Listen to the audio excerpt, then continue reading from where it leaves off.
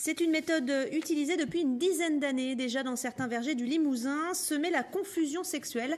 Le principe, utiliser des phéromones de synthèse pour tromper l'ennemi, à savoir un papillon de nuit dont les larves rendent les fruits impropres à la vente. Explication Mekioussa Boudjema et Christian Cholot. La confusion sexuelle, c'est ce petit bâtonnet que l'on positionne dans les arbres. Et pendant 7 mois, voilà, on est tranquille. Tranquille, car en réalité, ces petits bâtonnets renferment des phéromones de synthèse. En se libérant en période d'accouplement, elles vont rompre la communication chimique entre le mâle et la femelle du Carpocaps, un papillon nocturne ravageur.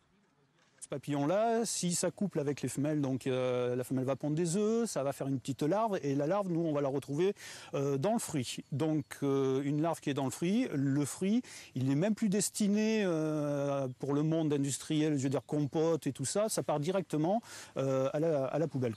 La confusion sexuelle est une méthode de biocontrôle, respectueuse de l'équilibre naturel. Elle cible uniquement le Carpocaps, le papillon qui nous est nuisible, uniquement ça. On ne veut pas que ça détruise à côté coccinelle, tout auxiliaire qui peut nous être utile pour toute autre chose. Ce procédé de lutte biologique ne date pas d'hier. Dans ce verger, on l'utilise depuis plus de 10 ans. Alors, pourquoi en parler aujourd'hui, si ce n'est pour redorer l'image de la profession, une image ternie ces derniers temps par les polémiques autour des pesticides. Nous ne sommes pas des communicants, nous sommes des agriculteurs.